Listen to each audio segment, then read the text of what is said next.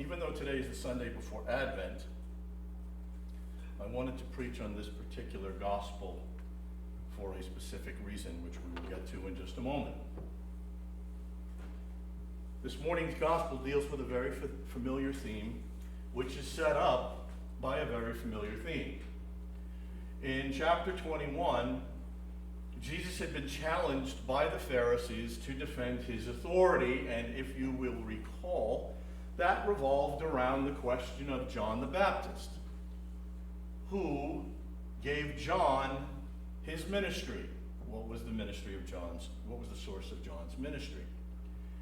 And Jesus even went so far as to offer parables directed at the Pharisees, identifying them as murderers. Look at verse 39 and 22, verse 7. So needless to say, they were a bit miffed. So they tucked tail left, only to come back with this particular scheme this morning. They wanted to entangle him. Now, the word that is translated here is translated variously as ensnare, trap, entrap, or entangle, and it's a hunting term. And the derivation of that term means to actually lay a snare. In other words, premeditatedly set some sort of device to entice into or to catch in a trap, or simply to set a trap. And when you look at Matthew 22:15, compare that with Mark 12, you'll see why they wanted to do this. They were not happy campers.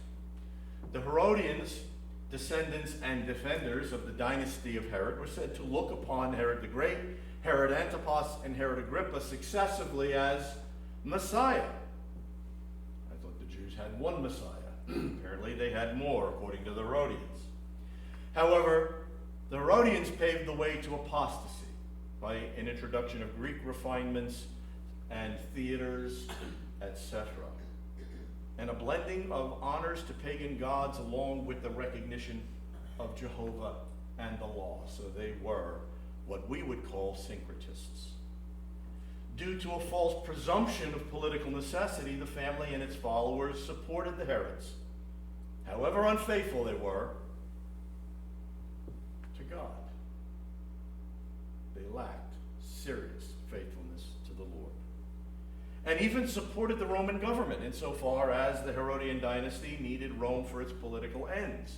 And additionally, the very prestige of the Herodian dynasty depended upon tribute in the form of taxation. So now you can see why this question was very important to those of the time. They were the Herodians were the crystallization of duplicity and compromise. They would side with both the Pharisees, who were theologically conservative, and the Sadducees, who were what we would identify as rationalists, or the liberals of the day. Staunch, both of these parties hated each other. They were staunch theological and political enemies, at the same time being supported by the Herodians. So when the Herodians needed to support Jewish law for their ends, they sided with the Pharisees. On the side of their lax and scarcely orthodox views and means for maintaining it, they had common ground with the Sadducees.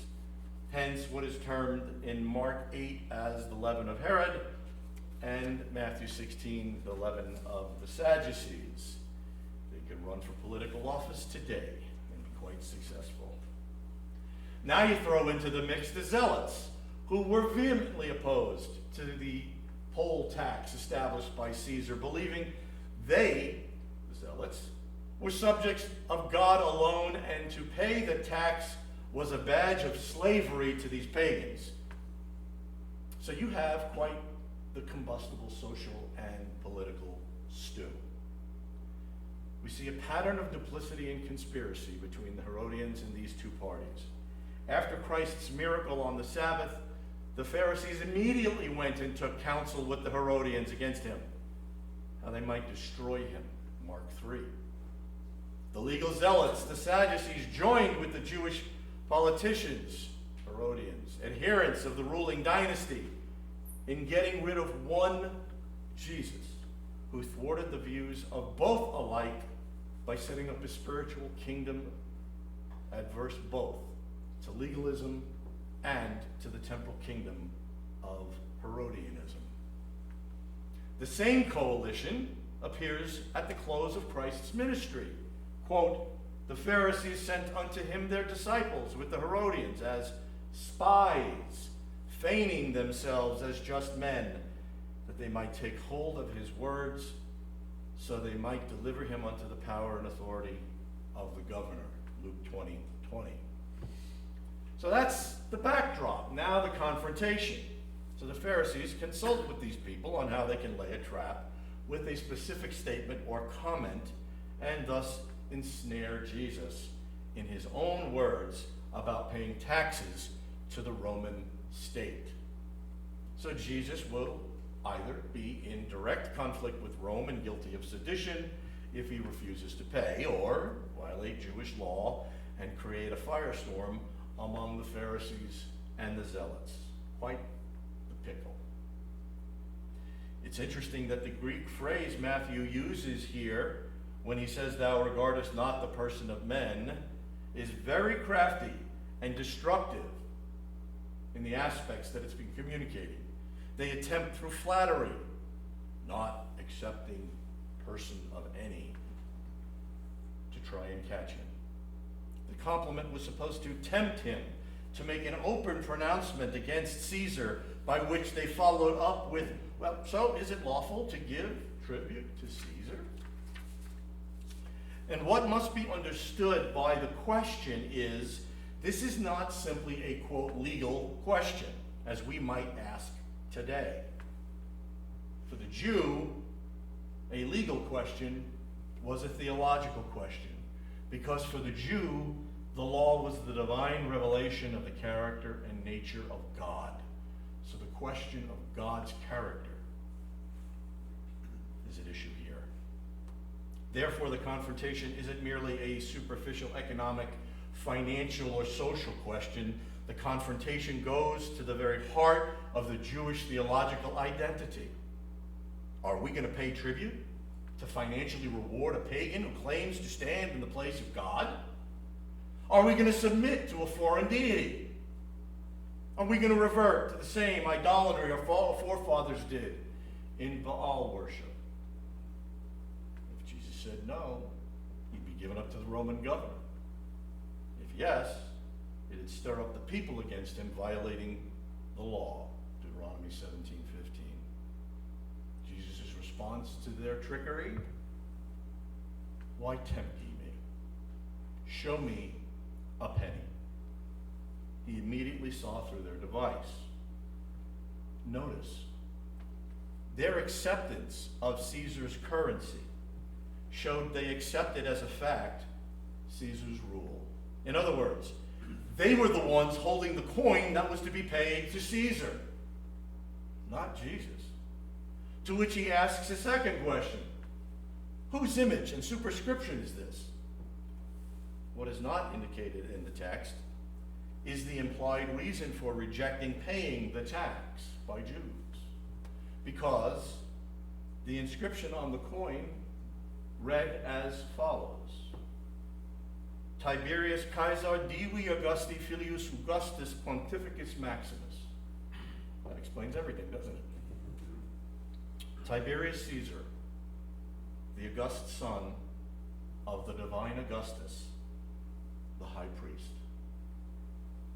The ones attempting to set a trap for Jesus, to trick Jesus into creating a firestorm by alienating one or all three groups, are the very ones holding the coin with the blasphemous inscription on it. Now comes the twist. Every good drama has a twist. Jesus responds by saying, "Render to Caesar the things that are Caesar's, and to God the things that are God's." If that's the inscription, then give it back to him. And man, as a man made in the image of God owes himself to God. Each and every one of us owe ourselves to God. Genesis 1, Genesis 9:6, Acts 17:29, James 3:9, Luke 15:8 and 9. And let me read how this plays out in our lives. Genesis 1:11, and God said, let the earth bring forth grass, the herb yielding seed, and fruit, tree yielding fruit after its kind, whose seed is in itself upon the earth, and it was so, and the earth brought forth grass and herb. I guess I want to make him a person. An herb yielding seed after its kind, and the tree yielding fruit, whose seed was in itself after its kind. And God saw that it was good. In other words, God makes things after their own kind. He establishes a nature, and then out of that nature, we have development. Why is that significant? Genesis 1:27. So God created man in his own image. In the image of God created he him, male and female, created he them. We are created after God's kind. We are created after the very image of the triune Godhead. This creates a uniqueness in man. Let me read Genesis 2:15. And the Lord God took the man and put him into the Garden of Eden to tend it and to keep it. And as I have pointed out in my book, when those two Hebrew verbs for tend and keep are seen together, abad and samar, they are found only when describing the duties of the Levites in the tabernacle and the temple. Numbers 3, 7, and 8, Numbers 8, 26, and Numbers 18, 5 through 6. And out of the ground the Lord God formed every beast of the field and every fowl of the air. And he brought them to Adam to see what he would call them. And whatsoever Adam called every living creature, that was the name thereof. And Adam gave names to all cattle and to the fowl of the air and to every beast of the field. But for Adam there was not found an helpmeet for him. What this indicates is that as man created in the image of God, he is the vice-regent of God on earth. It is he and he alone that bears the image of the triune Godhead of the universe. All subsequent authority of man is to be an expression of his servitude to the divine creator. He was acting in God's place when the animals were brought forth, and he named them. You ever wonder why certain people in history are called what they are called? Richard the Lion-Hearted, Ethelbert the Fat. Ever think about that? It's an identification of the character of who they are. And our character is being made in the image of God. Even obedience to Caesar is an application of the higher principle of obedience to God, from whom all powers derive. He is the one that places kings in the position they find themselves, Daniel 2. Christ's reply unites rather than separates the Christian's political and religious duties. Yeah, we have a separation of church and state. What we don't have is a separation of God and state. That is nowhere in human history. Yet such is man's perversity. They had the impudence soon after, at Jesus' trial before Pilate, to say, well, we found this fellow perverting the nation and forbidding to give tribute to Caesar, saying that he himself is Christ, a king. Out and out lie. The very God who placed his own image upon these men is the God whose image they are rejecting. When we sin As these people sinned, we're doing the same thing.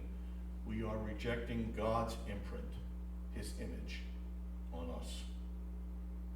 Beloved, the Son's invitation to his wedding feast, to this table, foreshadowing our invitation to his wedding feast in heaven, his desire to commune with, to fellowship with us, is because we bear his image. And his image is on both the just and the unjust. The difference is only those who receive him by faith alone will ever come to know the full import of that image. Do you worry about our current Caesar, the current government? Or do you understand that he is there only because he bears the image of God and God put him there? And as you will experience the joy of bearing the image of God at the wedding banquet of the Lamb, which is foreshadowed right here, Caesar and all who follow him, past, present, and future, will experience the horror of judgment in hell for violating the very image they bear. Cling to Christ. Accept his righteousness by faith alone. Partake of his body and blood. Receive his grace through the bread and the wine, and you will have peace with God